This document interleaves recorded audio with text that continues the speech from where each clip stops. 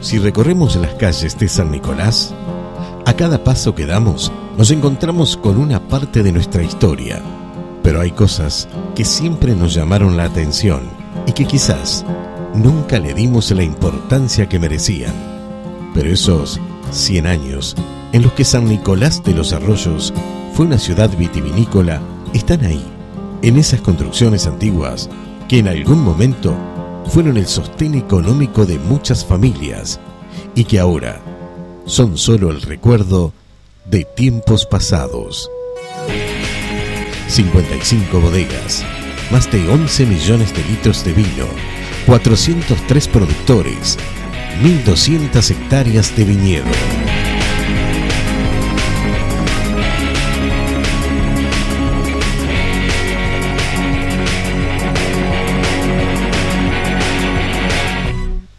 Industria vitivinícola nicoleña.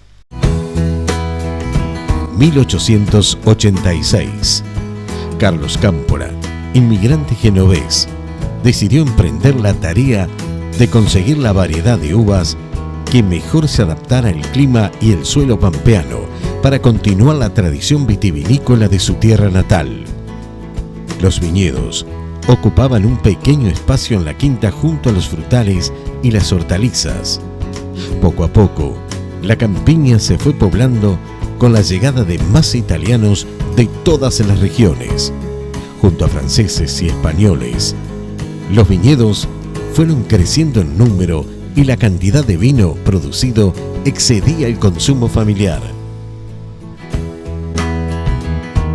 Fueron 11 millones y medio de litros por año de elaboración de vino en 55 bodegas, con 1.200 hectáreas de viñedo, cultivada por 403 productores.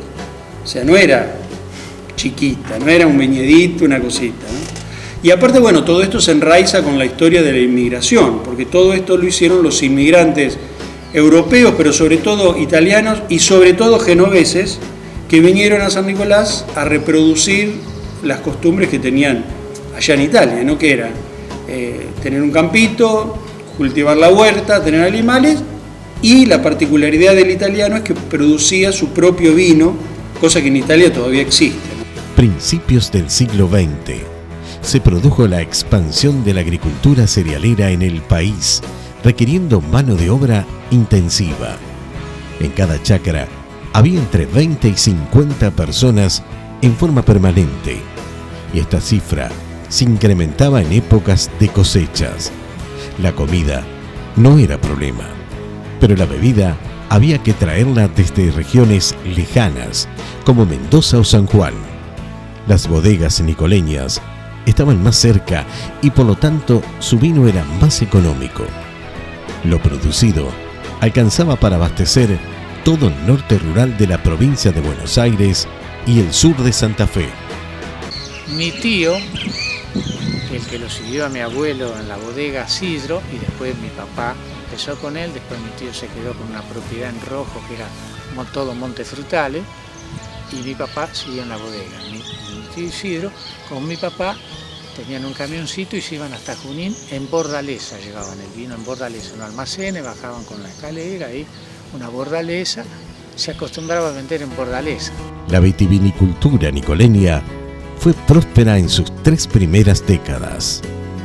Año 1910. La producción vitivinícola asomaba como una industria en pleno desarrollo y los bodegueros realizaron los primeros ensayos para la fabricación de vinos a gran escala.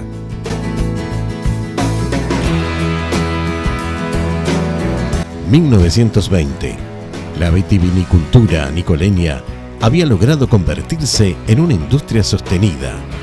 En reconocimiento a ese desarrollo, el 3 de noviembre de 1925, el Centro Vitivinícola Nacional estableció en San Nicolás una subcomisión regional.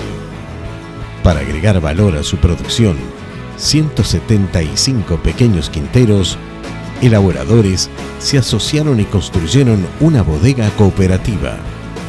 La ubicaron en un terreno de 1,5 hectáreas detrás de la estación del ferrocarril. Comenzó a funcionar en febrero de 1930. Dejó de funcionar el 3 de marzo de 1941. Año 1930. Los bodegueros incorporaron la Refosco. La Refosco maduraba muy tarde. Y para que agarrara graduación había que dejarla ahí hasta el 15 de abril, donde agarraba la graduación. O sea, era una uva que maduraba, el grano en sí no era tan sensible como la Pinot. El grano era bien duro, ¿viste? Como la semilla de paraíso. Bueno, como maduran en Mendoza. Acá en esta zona, lo que no hacía tanto calor, demoraba mucho en madurar. Para que agarrara la graduación, y los inspectores te corrían, ¿viste? Para que vos la cosecharas temprano, si no te cerraban el libro, ¿viste?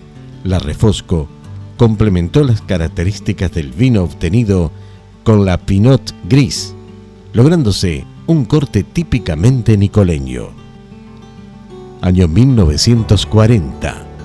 El vino nicoleño proveía al norte de la provincia de Buenos Aires, sur de Santa Fe, parte de Entre Ríos, La Pampa y Córdoba. El mercado ya no era el rural, sino las urbanizaciones industriales de la periferia de la capital federal y Rosario. 1950. El vino nicoleño llegó a Buenos Aires, Santa Fe, Chaco, La Pampa, Córdoba, Santiago del Estero, Entre Ríos, Corrientes y Paraguay.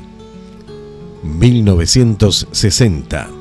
San Nicolás le daba la espalda al campo y se abrazaba al proyecto industrializador.